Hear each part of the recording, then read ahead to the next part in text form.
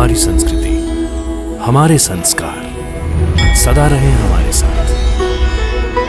भारत की पुरातन गाथाएं और महान संतों की वाणी। सब्सक्राइब करें तिलक कथाएं।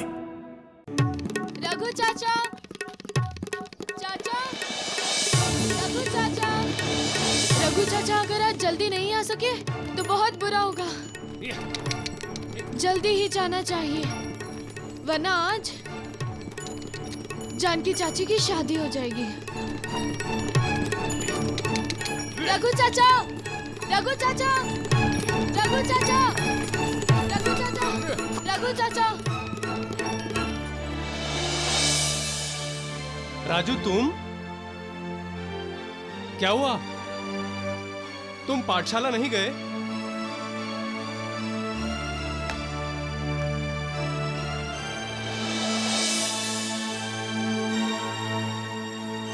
राजू, क्या बात है?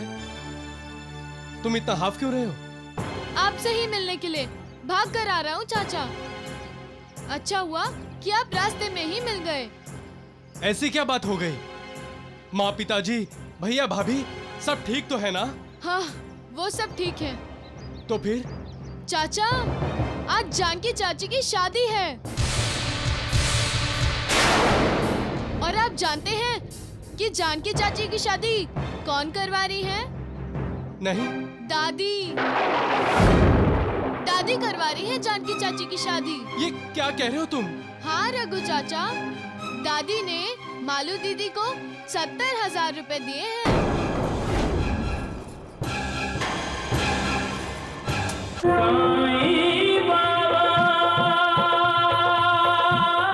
मैं सिर्फ इतना चाहती हूँ कि जानकी की शादी 1 हफ्ते में हो जाए, और अगर 2-3 दिनों में होती है तो सोने पे सुहागा। लेकिन अंबिका मौसी, इतने जल्दी? मालू, तुम जितनी जल्दी मुकुंद और जानकी की शादी करवाती हो, उतनी ही जल्दी मैं तुम्हें 10,000 रुपये और ज्यादा दूंगी। मेरा बेटा रघुराम कोई पागलपन करे, इससे पहले मैं चाहती हूँ उस जानकी की शादी हो जाए और वो मुई अपने ससुराल चली जाए।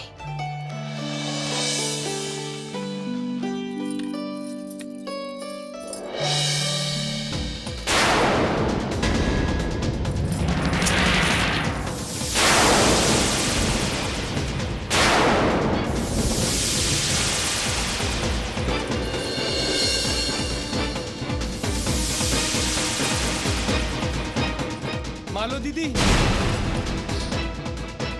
जी? कुछ नहीं।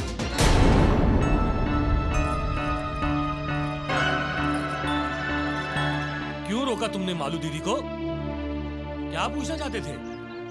जानकी के बारे में? जानकी की शादी तय हो गई है, ऐसा तुम्ही ने कहा था ना? फिर उसके बारे में क्यों सोचते हो?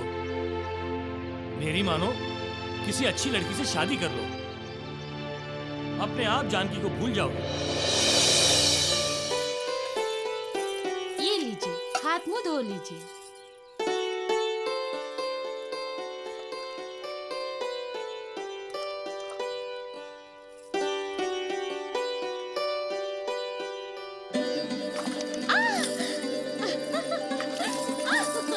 ये क्या कर रहे हैं आप? हाँ, वो भी देवर जी के सामने।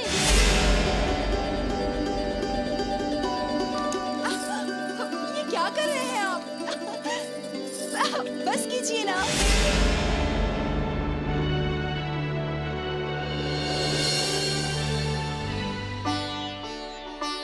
क्या अभी? ये लीजिए तौलिया। देखना, इसी हफ्ते जानकी की शादी हो जाएगी। अरे, इतनी जल्दी? हाँ, मैंने मालू को पैसे दे दिए हैं। हो सकता है 1-2 दिन में ही उसकी शादी करा दे।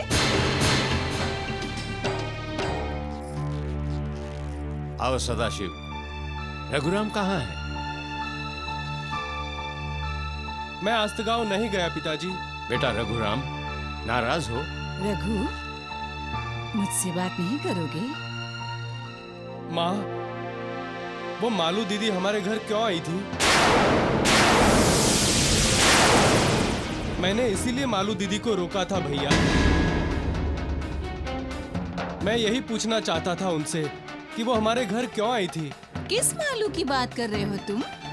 उसी मालू की माँ जो जानकी का रिश्ता लेकर आई थी, वही जो हमारे गांव में रहती है।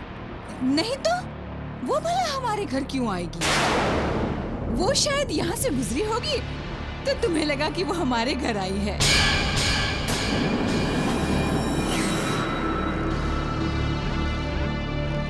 सच्चाई कभी नहीं छिपती। क्या जलने वाली आग को हम छिपा सकते हैं? क्या धुआंधार होने वाली बरसात को छुपाया जा सकता है? क्या बहने वाली हवा को हम महसूस किए बिना रह सकते हैं? क्या चारों दिशाओं में फैलने वाली खुशबू को, सुगंध को छिपाया जा सकता है? फिर सच्चाई को, सच को कैसे छिपा सकता है कोई? झूठ बोलकर हम सच्चाई पर पर्दा डालने की कोशिश करते हैं, लेकिन झूठ का ये पर्दा सच को ज्यादा वक्त तक ढक कर नहीं रख सकता। सच्चाई तो खुलकर सामने आती ही है, और जो भी कोई सच्चाई के साथ खिलवाड़ करना चाहता है, वो सच के सामने आते ही खुद अपनी नजरों से ही गिर जाता है। यही तो सच की महात्म्य है, महिमा है, क्योंकि सच एक आग है, धुआंधार बरसात है, एक तूफान है, एक खुशबू है। मतलब जिंदगी एक अग्निपथ है, और इस अग्निपथ से हर किसी को गुजरना है। जो दूसरा रास्ता अपनाते हैं उन्हें मजबूर होकर फिर से इस अग्निपथ पर आना पड़ता है। धुआंधार बरसात का, तूफान का सामना करना पड़ता है। जो इस सच के रास्ते से गुजरते हैं उनकी जिंदगी मालिक की कृपा की खुशबू से भर जाती है। तो फिर इंसान झूठ क्यों बोलता है? क्यों झूठा व्यवहार करता है? क्यों झूठ को सच का वेश पहनाना चाहता है? सच एक तपस्या है। तपस्या करो और मालिक को प्रसन्न करके वरदान पाओ। उद्धार होगा, कल्याण होगा। सबका मालिक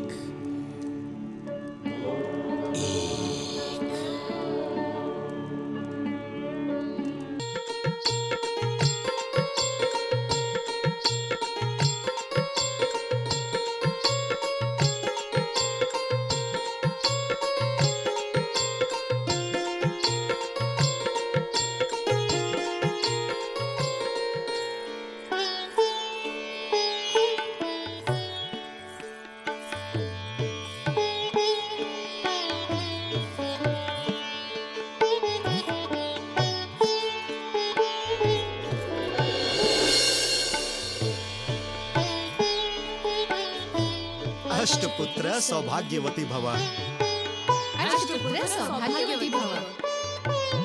जानकी के मन में सवाल है। सवाल? हाँ, कैसा सवाल? कि शादी 2 दिन के बाद क्यों हो रही है, आज ही क्यों नहीं?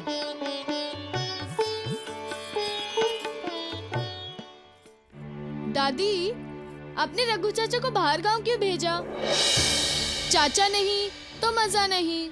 तुम अपनी पढ़ाई पर ध्यान दो राजू। अंबिका, सदाशिव को क्या चाहिए पूछो। मेरा खाना हो गया पिताजी। मैं जानती हूँ किसे कब और कितना चाहिए, सबका ध्यान रखती हूँ मैं। सिर्फ रघु चाचा का नहीं, रघु चाचा का ध्यान होता तो जानकी चाची से उनकी शादी करा दी होती। अहंकार जब मन में कुंडली मार कर बैठता है तब इंसान गलत बातें सोचने लगता है। साजिशें करने लगता है और तब स्वार्थ, ईर्ष्या, नफरत जैसे इंसान के शत्रु भी जाग जाते हैं।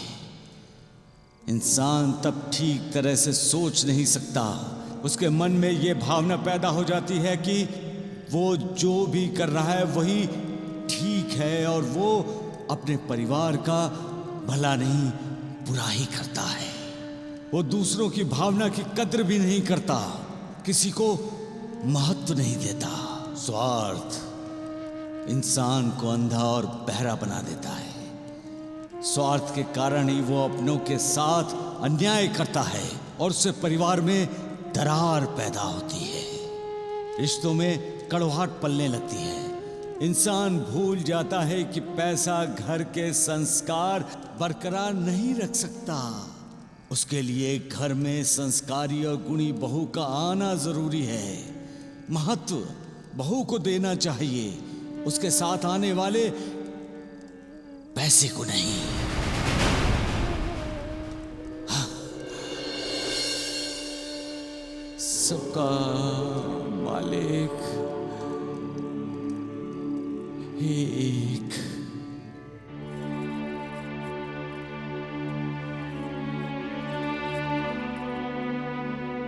बेचैन लग रहे हैं, क्यों? मुझे नहीं बताएंगे? माँ का बर्ताव मुझे कुछ अजीब सा लग रहा है कल्याणी।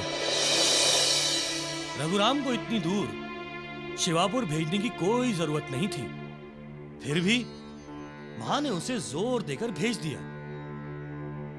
जरूर कोई खिचड़ी पका रही है माँ।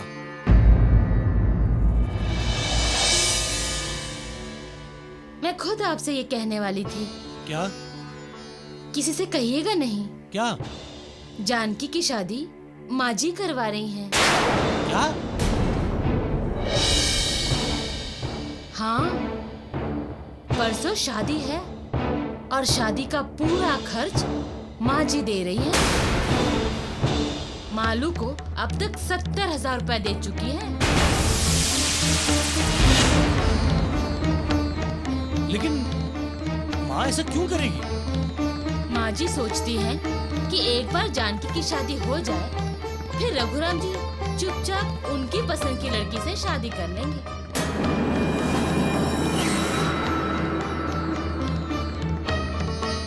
चाचा चुपचाप शादी करे या नहीं, ये तो मैं नहीं जानता, लेकिन अब मैं चुपचाप बिल्कुल नहीं रहूंगा।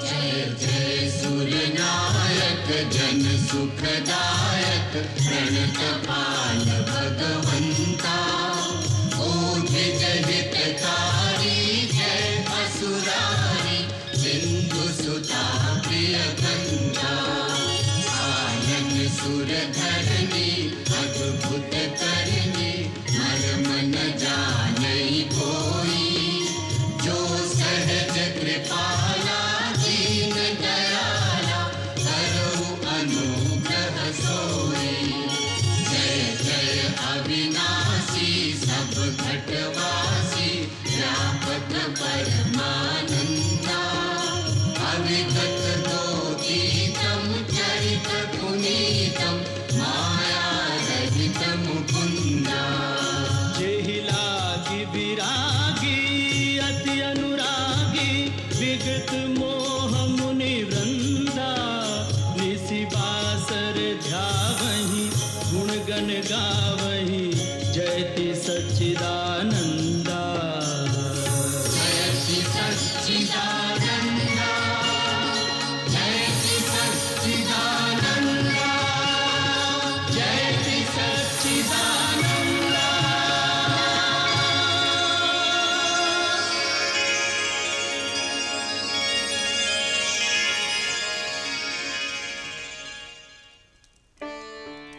गुरु किसे कहा जाता है? जिसके सामने इंसान अपना गुरूर भूलकर सिर झुकाता है, वो गुरु है। भटके हुए इंसान को उंगली पकड़कर जो सही रास्ते का मार्गदर्शन कराता है, वो गुरु है। जो साथ होते हुए इंसान के मन में भय, चिंता, बेचैनी, परेशानी आदि विकारों को कोई स्थान नहीं लेने देता, वो गुरु है। हमारी जिस पर श्रद्धा होती है, भक्ति होती है, विश्वास होता है, वो गुरु है। इंसान का अहंकार जहां झुकता है, वो गुरु है। गुरु कौन है? प्रथम गुरु इंसान के माता पिता होते हैं। फिर इंसान का दूसरा गुरु वो होता है जो उसे शिक्षा देता है। जिस से इंसान को ज्ञान प्राप्त होता है, वो सब गुरु तत्व के अनेक रूप हैं। पत्नी भी गुरु होती है और बच्चे भी गुरु होते हैं।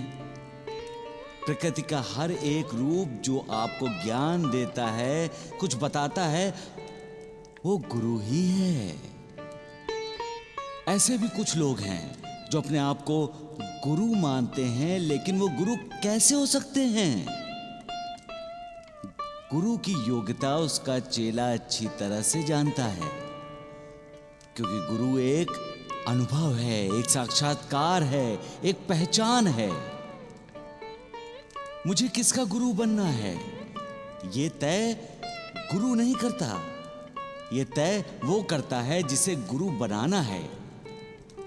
ये तय चेला करता है, और ये वो तब तय करेगा जब उसे मेरे बारे में साक्षात्कार होगा, अनुभव होगा, जब उसका मुझ पर विश्वास होगा, श्रद्धा होगी। सबसे बड़ा गुरु वो मालिक है जो गुरुओं का गुरु है, सद्गुरु है। हर कोई उस पर विश्वास करता है। वो तय नहीं किया जाता, वो तय होता है। तभी तो उस पर अगाध श्रद्धा होती है, अगाध भक्ति होती है। गुरु कैसा होना चाहिए? कैसा होना चाहिए? उस मालिक की तरह। सबका मालिक एक। अनंत कोटि ब्रह्मांड नायक, राजाधिराज योगीराज, परब्रह्म श्री सच्चिदानंद सद्गुरु साईनाथ महाराज की जय। साईनाथ महाराज की। रघु चाचा,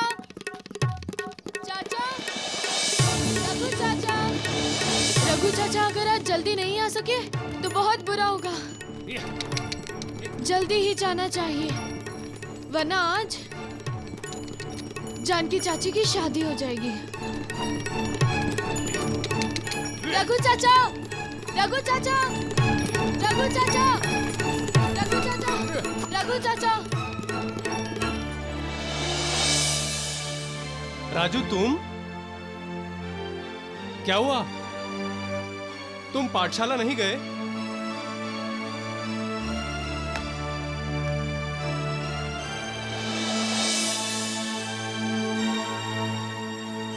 राजू, क्या बात है? तुम इतना हाफ क्यों रहे हो? आपसे ही मिलने के लिए भाग कर आ रहा हूँ चाचा। अच्छा हुआ कि आप रास्ते में ही मिल गए। ऐसी क्या बात हो गई? माँ, पिताजी, भैया, भाभी सब ठीक तो है ना? हाँ, वो सब ठीक है। तो फिर? चाचा, आज जानकी चाची की शादी है। और आप जानते हैं कि जानकी चाची की शादी कौन करवा रही है? नहीं। दादी। दादी करवा रही है जानकी चाची की शादी। ये क्या कह रहे हो तुम? हाँ रघु चाचा, दादी ने मालू दीदी को 70,000 रुपए दिए हैं।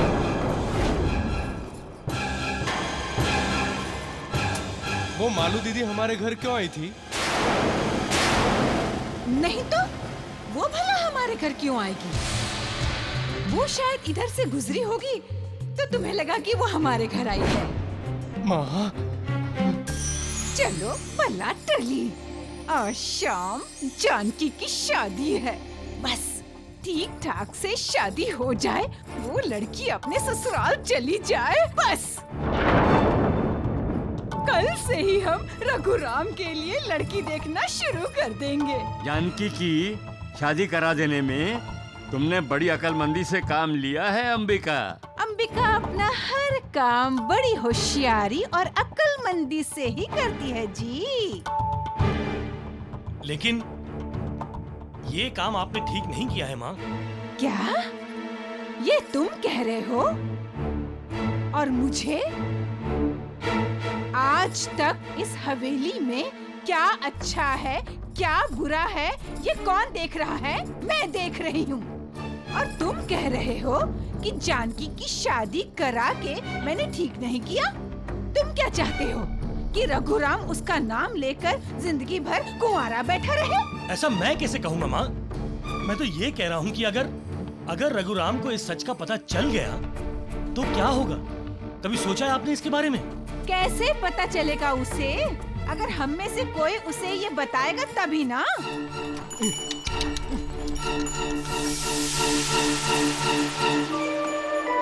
लगता है रघु आ गया है माँ।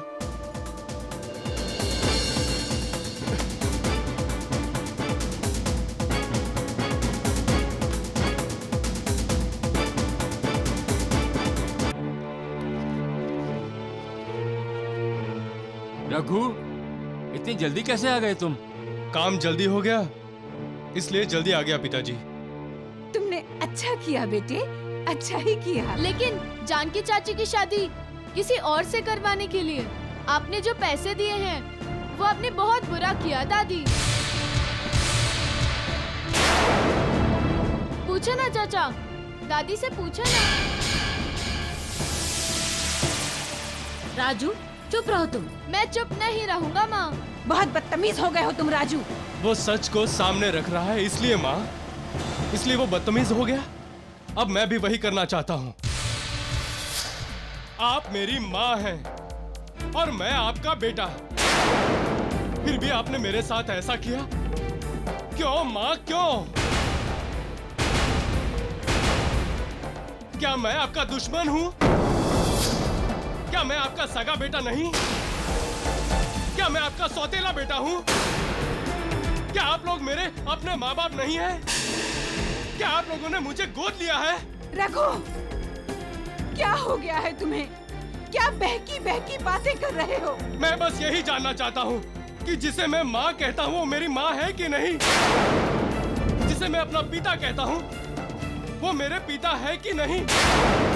मैं बस ये जानना चाहता हूँ कि आप लोगों ने मुझे जन्म दिया है कि नहीं? हाँ, मैंने ही तुम्हें जन्म दिया है और हम दोनों ही तुम्हारे माता पिता हैं। ऐसा कैसे हो सकता है? कैसे हो सकता है ऐसा कि जो माँ जन्म दे वही अपने बच्चों से दुश्मनी निभाए?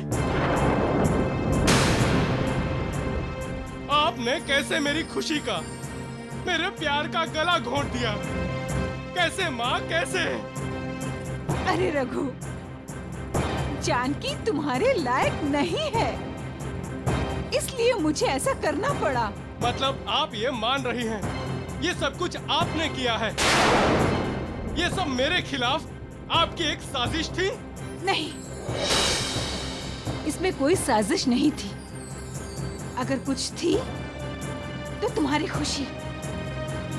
मैंने सिर्फ और सिर्फ तुम्हारी खुशी देखी है। और उस खुशी की आपने कीमत चुकाई है 70,000 रुपए।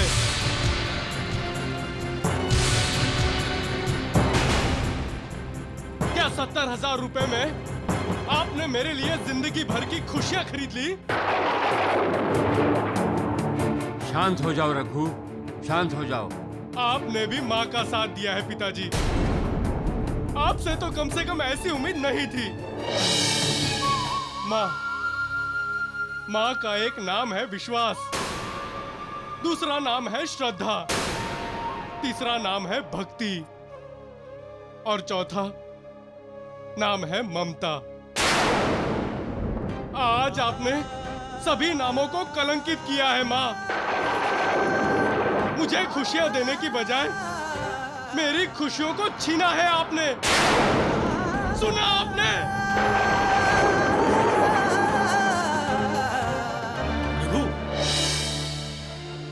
हो तुम?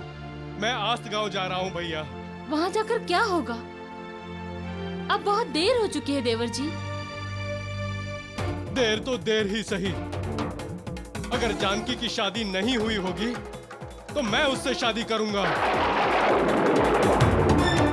इस घर की बहू बनाकर लाऊंगा उसे।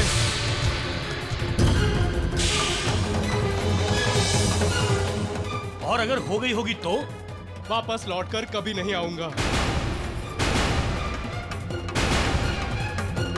मुझे आशीर्वाद दो माँ।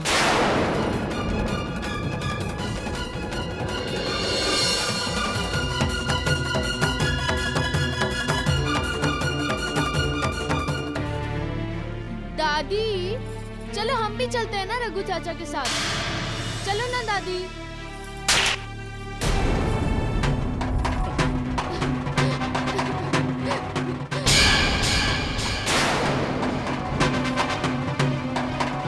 तुम दुष्ट हो दादी, तुम दुष्ट हो, बहुत बुरी औरत हो तुम।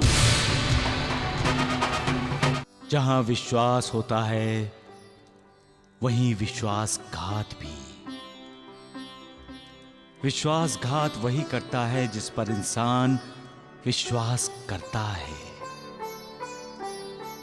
और जब अपने विश्वास पर घात होते हुए इंसान देखता है तो उसका अपना श्वास भी डगमगा जाता है। क्यों डगमगा जाता है? क्योंकि विश्वास का अर्थ ही है निश्चिंतता, निर्भयता और निर्भरता। जिस पर वो विश्वास करता है वही विश्वासघात, वही धोखा देता है। तब इंसान अंदर से हिल जाता है, उसका खुद का आत्मविश्वास डोल जाता है। कुछ पलों के लिए तो ऐसा महसूस होता है जैसे वो जीते जी मर गया हो। एक बार जिसके साथ विश्वासघात हो जाए उसका विश्वास पर से विश्वास उठ जाता है। वो कभी किसी पर दोबारा यकीन ही नहीं करता और ना ही करना चाहेगा। क्यों होता है ऐसा? ऐसा इसलिए होता है क्योंकि विश्वासघात करने वाला वो होता है जो आपका करीबी होता है। विश्वासघात करने वाला वो होता है जो आपका रिश्तेदार होता है, आपका मित्र होता है, कोई पराया नहीं होता, आपका मित्र होता है। क्योंकि पराये पर तो विश्वास ही नहीं होता, कोई करता ही नहीं। अब सवाल यह है कि क्यों होता है विश्वासघात? विकारों के अधीन रहने वाला इंसान अपने स्वार्थ के लिए ही अपनों से विश्वासघात करता है। तो क्या इस दुनिया में विश्वास करने के लिए कोई जगह नहीं? एक जगह है, वहां विश्वासघात नहीं होता। ये एक जगह है जहां विश्वास की कद्र होती है। वो जगह है मालिक। मालिक जो निर्विकार है, निर्गुण है, उस पर विश्वास का मतलब है भक्ति। वो मालिक भक्ति की कद्र करता है और फल देता है और उद्धार करता है।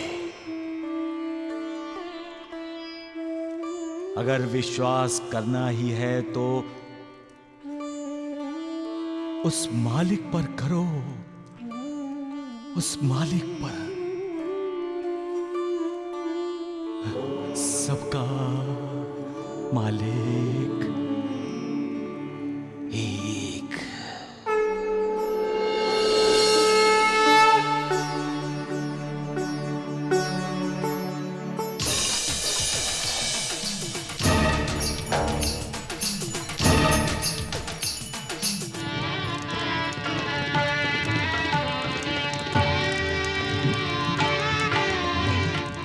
गोदिया, महादिया, शादी होने से पहले किसी तरह हमें आस्त गांव पहुंचना होगा। अगर नहीं पहुंच पाए तो सब खत्म हो जाएगा।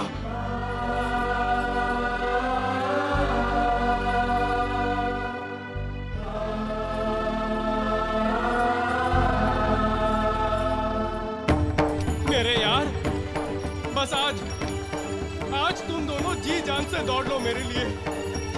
किसी तरह शादी होने से पहले जानकी के पास पहुंचा दो। सदा सुखी रहो। मैं तुम दोनों का ये एहसान जिंदगी भर नहीं भूलूंगा। गोदिया, महादेव, चलो।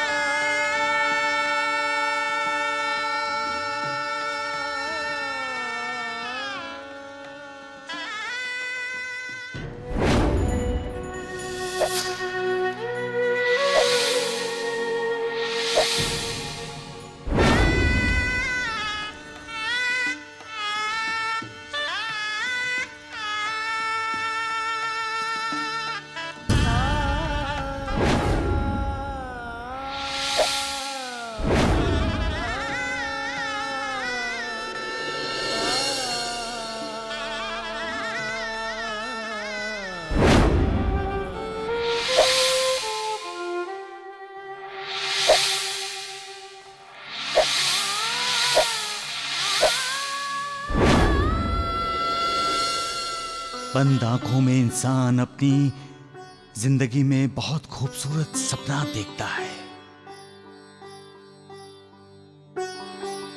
और आंखें खोलते ही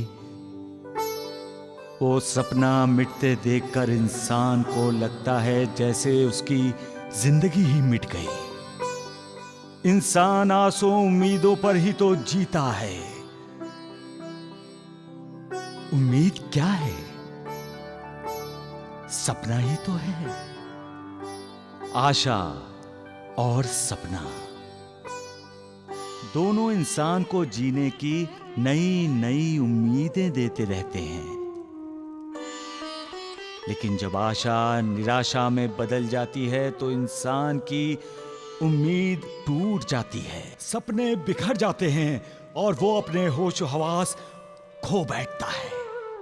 उसका यकीन पर भी यकीन नहीं रहता। उसे लगता है जैसे वो ठुकरा दिया गया हो। तब मालिक उसका साथ देता है, क्योंकि जिसका कोई नहीं होता उसका मालिक ही तो होता है। सबका मालिक एक। इतना खर्चा किया नारायण राव जी ने, तो थोड़ा और करेंगे तो क्या हो जाएगा? नहीं नहीं मुकुंद की माँ, मैं पहले ही बहुत कुछ दे चुकी हूँ। तुम क्यों दोगी? देने वाले तो नारायण राव हैं। मैं उनसे बात करती हूँ। अरे मुकुंद की माँ, आप यहाँ क्या कर रही हैं? शादी का मुहूर्त है, वहाँ होम के पास चलिए। अच्छा हुआ आप मिल गई। मुझे शादी से पहले 1000 गुंठा जमीन चाहिए। 1000 गुंठे जमीन या फिर उतने ही पैसे। मालू सुना? ये क्या कह रही है? वही जो आपने सुना। अगर मुझे 1000 गुंठा जमीन नहीं मिलेगी तो ये शादी नहीं होगी। लड़के की माता जी को बुलाइए। मुकुंद, यहाँ आओ।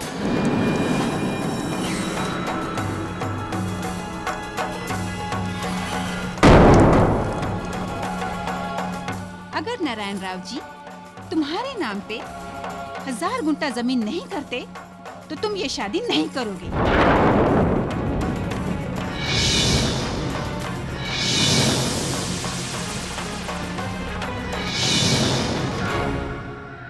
ये शादी नहीं करोगे? ये क्या कह रही हैं आप? 1000 गुंठा जमीन मांग रही हूँ। अपने लिए नहीं, आपकी बेटी के लिए। 1000 गुंठा जमीन। इंसान को कितनी जमीन चाहिए? सिर्फ 2 गज। तो फिर वो ज्यादा जमीन क्यों चाहता है? शादी को बाजार मत बनाओ। दहेज की मांग करके शादी जैसे पवित्र रस्मों रिवाज का मजाक ना उड़ाओ। समधन जी, मेरी इतनी हैसियत नहीं है। मैं जो कुछ भी कर सकता था मैंने कर दिया। अब तो 1 गुंठा जमीन देना भी मेरे बस से बाहर है। आप हमारा अपमान कर रहे हैं नारायण राव। भावा भावा, चोरी और उस पर सीना जोरी। खुद दूसरों का अपमान करते हो और कहते हैं उनका अपमान मत करो, उनका अपमान मत करो। देखिए, मैं गरीब आदमी हूं लेकिन इज्जतदार हूं। हमें आपकी इज्जत नहीं चाहिए।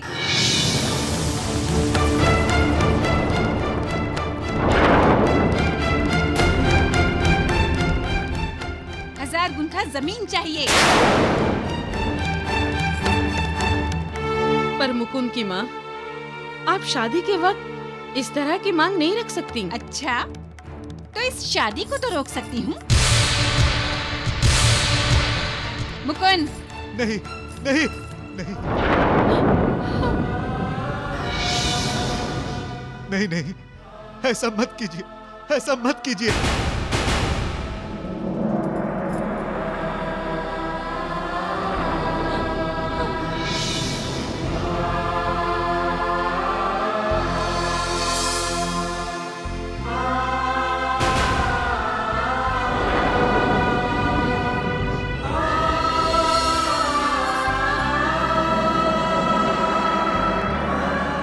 मेरी बेटी का जीवन बर्बाद मत कीजिए।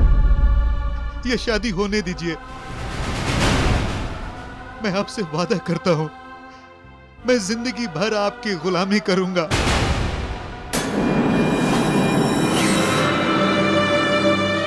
लगता है लड़के वालों ने कुछ मांग रखी है। बेचारा नारायण राव कैसे करेगा उनकी मांग पूरी? शादी रुक गई तो बेचारी जानकी तो बिना किसी दोष के दोषी हो जाएगी।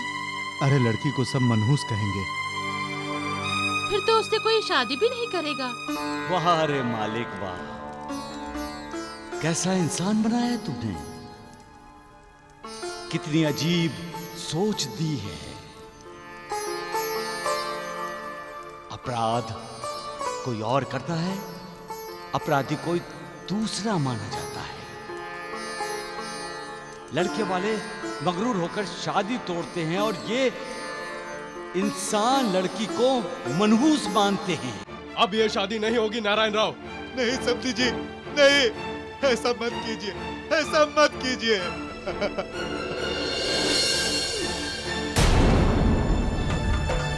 मुकुंद, चलो, हमारी बारात वापस जाएगी।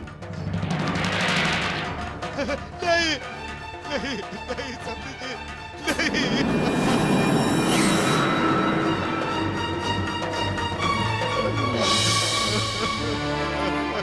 नहीं समझी जी,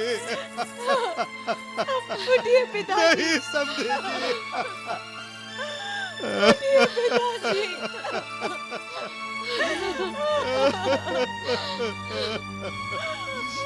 बेटी, मेरी वजह से तुम पर लांछन लगी है। मैं अब जीना नहीं चाहता। ये आप क्या कह रहे हैं पिताजी? ऐसा मत कहिए, ऐसा मत कहिए पिताजी।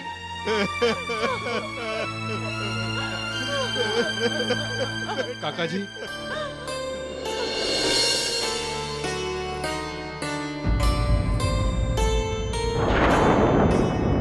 आप आशीर्वाद दे तो मैं जानकी से शादी करना चाहता हूं। जानकी, क्या तुम मुझसे विवाह करोगी? अभी इसी मंडप में।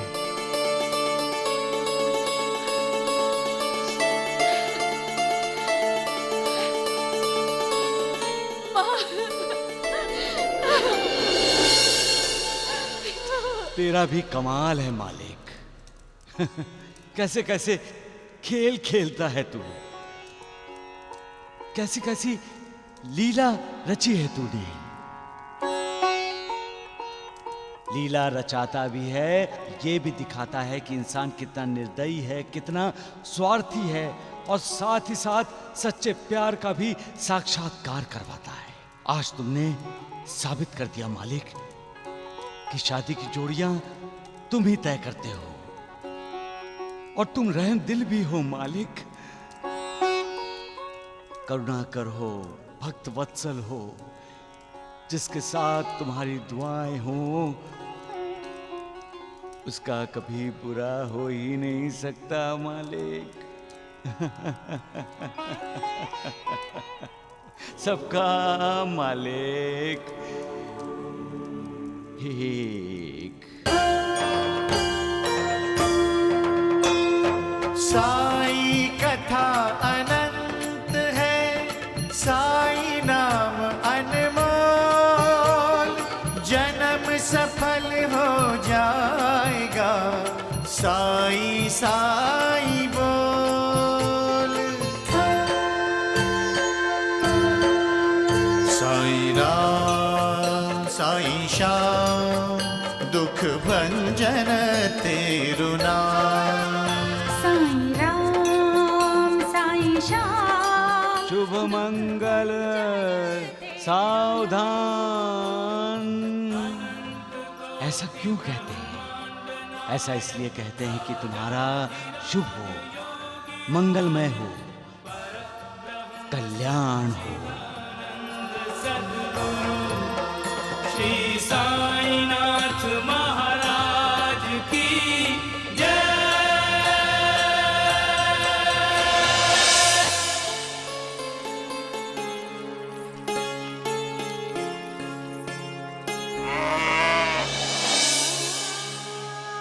पौना,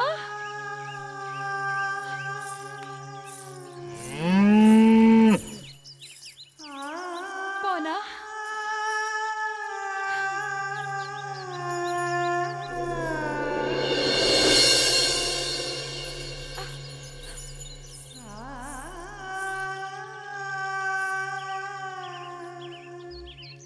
जिन हालात में यह शादी हुई है उस कारण हम आपका आदर सत्कार नहीं कर सके, उसके लिए हमें क्षमा कर दीजिए। कैसी बात कर रहे हैं आप पिताजी? आपने मुझे अपना जमाई स्वीकार किया है, इससे बड़ा आदर सत्कार क्या होगा?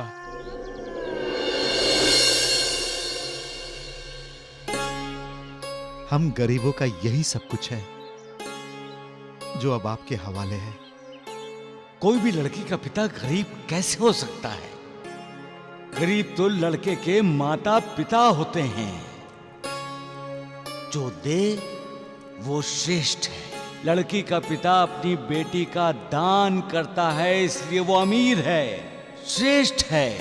और लड़के का पिता उस दान को स्वीकार करता है, इसलिए वो गरीब है, कनिष्ठ है।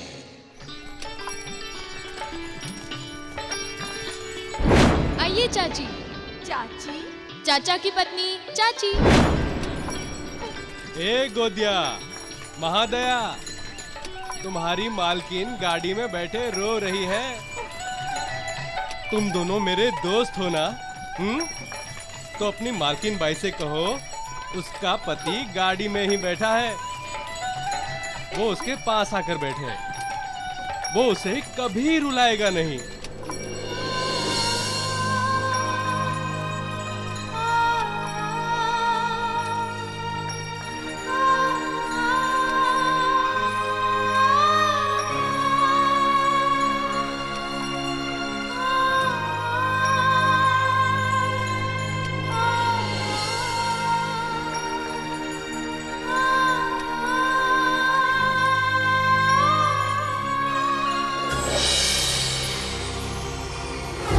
क्या मैं आपका दुश्मन हूँ? क्या मैं आपका सगा बेटा नहीं? क्या मैं आपका सौतेला बेटा हूँ? क्या आप लोग मेरे अपने माँ बाप नहीं? अगर जानकी की शादी नहीं हुई होगी तो मैं उससे शादी करूंगा। इस घर की बहू बनाकर लाऊंगा उसे। और अगर शादी हो गई होगी तो वापस लौटकर कभी नहीं आऊंगा। अंबिका, अभी तक रघु नहीं आया? माँ, हाँ? शाम को घर में जब दीप जलाते हैं तो लक्ष्मी आती है ना घर में? क्यों दादी माँ? राजू, लगता है लक्ष्मी आ गई।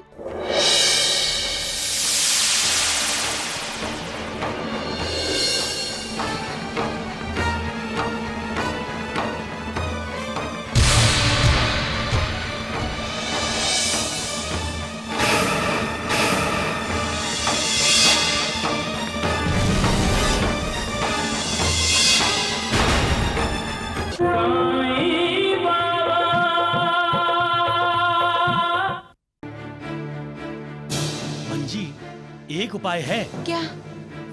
अगर हम असली की जगह अप्पा जी को नकली गहने थमा दें तो? देखो मंजी, मैं चांदी के गहने बनाकर उस पर सोने की परत लगा दूंगा। अप्पा जी तो क्या, किसी को भी पता नहीं चलेगा। और फिर अप्पा जी जो सोने के पैसे देंगे उससे हम साहूकार का कर्जा चुका देंगे। ये तो धोखा हुआ, विश्वासघात है ये। मैं जानता हूँ मंजी, लेकिन इस समय मेरे पास और कोई दूसरा रास्ता भी तो नहीं है। जो मूर्ख होते हैं वो झूठ का सहारा लेते हैं। मूर्ख, तुम फंसोगे।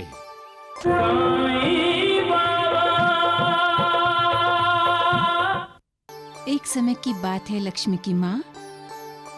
उस वक्त अक्कलकोट में ही नहीं, अक्कलकोट के आसपास के गांव में भी श्री स्वामी समर्थ महाराज के भक्त रहते थे। पांडु सुनार ऐसा ही एक भक्त था। मैं दरगी गांव में रहता था वो। पांडु सुनार का अपना परिवार था, पत्नी, बच्चे सभी थे। सिर पर बहुत कर्ज था, इसलिए वो बेचैन रहता था। एक दिन एक अमीर आदमी सोने के गहने बनवाने के लिए उसके पास आया। पांडु, अरे अप्पा जी, आप आइए आइए आइए, बैठिए। कहिए। पांडु, मुझे अपनी बेटी के लिए सोने के गहने बनवाने हैं। अप्पा जी, जैसा कहोगे वैसा बना के दूंगा। लेकिन गहने 100% सही होने चाहिए पांडु। अप्पा जी, आपको इस पांडु सोनार और उसकी कारीगरी पर भरोसा है ना? भरोसा नहीं होता तो तुम्हारे पास क्यों आता? तो फिर निश्चिंत रहिए, कोई उंगली नहीं उठाएगा। लेकिन अगर कुछ पैसे मिल जाते तो ये लो पैसे, बाकी गहने तैयार होने के बाद। 30 दिन बाद आऊंगा, गहने तैयार रहने चाहिए। जी जी अप्पा जी। नमस्ते।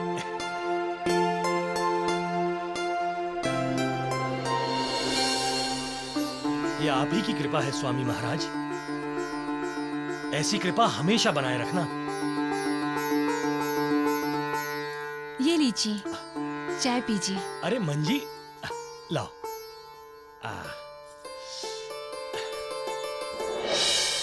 अगुवाई, इतने सारे रुपए?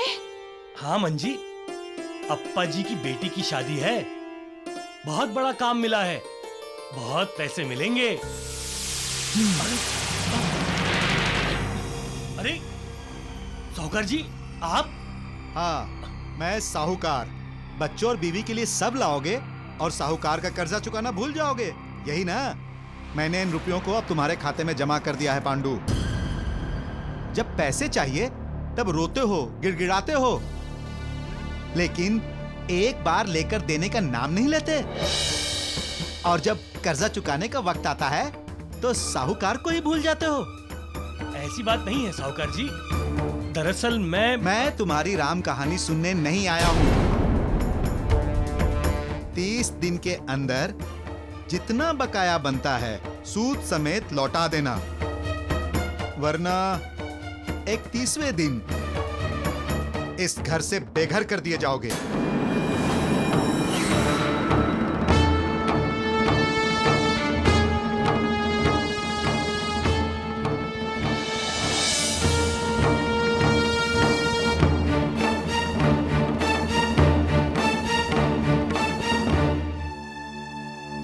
होगा? मंजी, एक उपाय है। क्या? अगर हम असली की जगह अप्पा जी को नकली गहने थमा दें तो? देखो मंजी, मैं चांदी के गहने बनाकर उस पर सोने की परत लगा दूंगा। अप्पा जी तो क्या, किसी को भी पता नहीं चलेगा। और फिर अप्पा जी जो सोने के पैसे देंगे उससे हम साहूकार का कर्जा चुका देंगे। ये तो धोखा हुआ, विश्वासघात है ये। मैं जानता हूँ मंजी, लेकिन इस समय मेरे पास और कोई दूसरा रास्ता भी तो नहीं है। जो मूर्ख होते हैं वो झूठ का सहारा लेते हैं। मूर्ख, तुम फंसोगे, मुश्किल में पड़ोगे तुम। संभल जाओ, सत्य का साथ मत छोड़ो।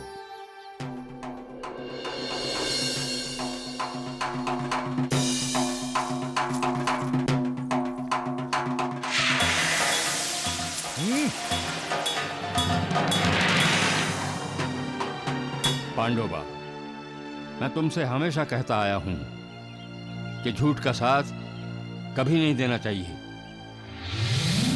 लेकिन पांडु को उनकी बातें समझ में नहीं आई। वो तो यही सोचता रहा कि जल्द से जल्द सोने के गहने बनाकर अप्पा जी को लौटा देगा। तो क्या पांडु का भी झूठ पकड़ा गया? हाँ, जब तक वो सोने के गहने बनाकर लौटाता, उससे पहले उसका झूठ पकड़ में आ गया और उसे सजा हो गई। उन दिनों अकाल पड़ा हुआ था, इसीलिए जेल की सजा को टाल दिया जाता था और उसकी जगह पे दी जाती थी कोड़े मारने की सजा। पांडु सुनार को भी दी गई कोड़े मारने की सजा। पांडु सोनार, तुम पर अप्पा जी गोडबोले के साथ दगा करने का आरोप साबित हुआ है। तुम पर इन्हें असली सोने के गहने की जगह दागी सोने के गहने देने का आरोप है, लिहाजा तुम्हें 50 कोड़े लगाने की सजा मिली है। सरकार, सरकार मुझे माफ कर दीजिए, सरकार मुझे माफ कर दीजिए। मैं अपनी पत्नी और अपने बच्चे की कसम खाकर कहता हूँ सरकार, मैं ऐसी धोखेबाजी कभी नहीं करूँगा। सभी गुनहगार ऐसा ही बोलते हैं। मेरा पति गुनहगार नहीं है साहब।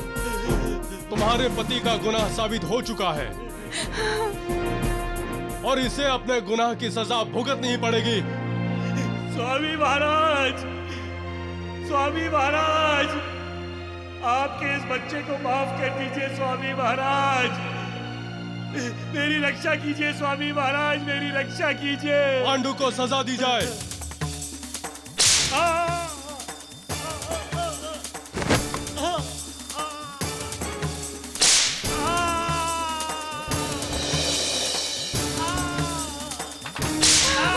स्वामी महाराज,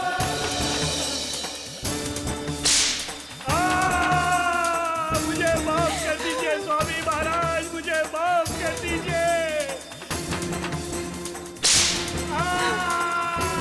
स्वामी जी, अप्पा जी, हम पे मेहरबानी कीजिए, मेरे पति को बचा लीजिए, अपनी शिकायत वापस ले लीजिए, मेरे पति को बचा लीजिए। स्वामी महाराज, यहाँ आपके सिवा मेरी सुनने वाला कोई नहीं है। अगर सजा ही देना है तो मुझे दे दीजिए स्वामी महाराज। रुक जाओ, रुक जाओ, रुक जाओ, रुक जाओ। स्वामी समर्थ आ गए, स्वामी समर्थ आ गए, स्वामी समर्थ आ गए, स्वामी समर्थ आ गए।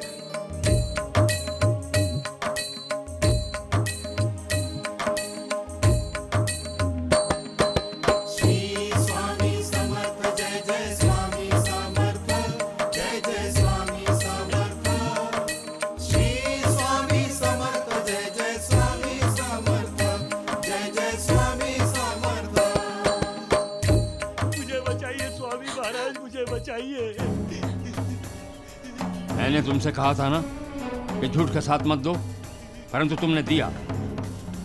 अगर सत्य का साथ देते तो इस तरह मुजरिम बनकर तुम्हें सबके सामने सजा भुगतनी नहीं पड़ती। माफ कर दीजिए स्वामी, इन्हें माफ कर दीजिए। जो सत्य का साथ देता है उसकी नीयत कभी नहीं बिगड़ती है पांडु। मुझ पर कर्ज का बोझ था स्वामी महाराज। कर्ज का बोझ क्यों हुआ पांडु? क्यों हुआ तुम पर कर्ज का बोझ? क्योंकि तुम मेहनत करके रोटी कमाना नहीं चाहते थे, तुम आलसी बन गए थे, और आलसी व्यक्ति की उन्नति कभी नहीं हो सकती। मैं आलस को त्याग दूंगा स्वामी महाराज, और मैं दिल लगाकर काम करूंगा। मंजी, पति की तरक्की और खुशहाली में जिस तरह का साथ पत्नी का होता है, वैसा ही साथ पति की बदहाली में भी होना चाहिए। क्या वो साथ तुमने अपने पति का दिया है? नहीं स्वामी, मुझसे भी गलती हुई है और इसकी सजा मैं भोग रही हूँ। अपनी आंखों से वो देख रही हूँ जो सपने में भी कभी नहीं सोचा था। आप इन्हें माफ कर दीजिए स्वामी, आप इन्हें माफ कर दीजिए। कितने कोड़े मारे हैं इसे? 5 स्वामी महाराज। काफी हुआ। जब इंसान को अपनी गलती का एहसास हो जाए तो सजा वहीं पूरी हो जाती है। इसे भी अपनी गलती का एहसास हो गया है, अब ये दोबारा कभी गलती नहीं करेगा। लेकिन स्वामी महाराज, कहा ना छोड़ दो इसे।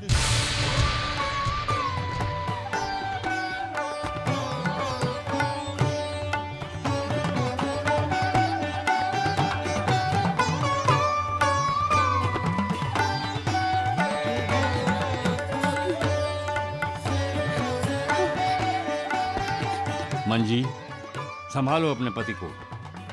हर गुनाह की सजा होती है, जिसे आज या कल भुगतना ही पड़ता है। तुमने गुनाह किया है, उसी की तुम्हें सजा मिली। आगे से ख्याल रखो कि तुम सत्य का साथ कभी नहीं छोड़ोगे, चाहे परिस्थिति कैसी भी क्यों ना हो। कभी नहीं छोड़ूंगा स्वामी महाराज, कभी नहीं छोड़ूंगा। चाहे मुझे कितना भी श्रम करना पड़े मैं करूंगा स्वामी महाराज। चाहे मुझे कितने भी कष्ट उठाने पड़े मैं उठाऊंगा स्वामी महाराज। लेकिन सच का साथ मैं कभी नहीं छोड़ूंगा स्वामी महाराज, मैं कभी नहीं छोड़ूंगा। मैं अप्पा जी को 100% खरे सोने के गहने बनाकर दूंगा, और कभी भी सच का साथ नहीं छोड़ूंगा स्वामी महाराज, कभी नहीं छोड़ूंगा। स्वामी समर्थ, जय जय स्वामी समर्थ, जय जय स्वामी समर्थ, श्री स्वामी समर्थ, जय जय स्वामी समर्थ। इस प्रकार श्री स्वामी समर्थ ने पांडु सोनार का उद्धार किया। ये सत्य ही है राधाबाई, भगवान को अपने भक्त की चिंता हमेशा लगी रहती है। और भक्त चाहे 7 समुंदर पार ही क्यों ना रहे, भगवान अपने भक्त की रक्षा करने के लिए दौड़े चले आते हैं। बाबा, लेकिन भक्त भगवान को परेशान करे ये भी तो सही नहीं है। क्यों वो गलती करता रहता है? क्यों वो झूठ का साथ देता है? इसलिए कहता हूं, सच का साथ दो, सच की राह पर चलो और सच बोलो। इंसान की जिंदगी में मोह के कई क्षण आते हैं, और वही क्षण इंसान की परीक्षा लेते हैं, जैसे पांडु सुनार की परीक्षा ली गई थी। मोह के इन क्षणों पर विजय वही पाता है जो सत्य की राह पर कभी विचलित नहीं होता, जिसका विवेक हमेशा जगा हुआ रहता है, इसलिए वो कभी अविचार नहीं करता। मालसापति, जिसकी मालिक पर अविचल अगाध श्रद्धा है, आस्था है, उसका ईमान कभी डगमगाता नहीं है, ना ही डोलता है। जिसका ईमान डोल जाता है वो झूठ का हाथ पकड़कर चलता है, और ऐसे लोग मुश्किल में फंस जाते हैं। इसलिए चलना है तो सच का हाथ पकड़कर चलो, क्योंकि वो हाथ मालिक का हाथ है। सच ही मालिक है, मालिक ही सच है। सबका मालिक एक। साईं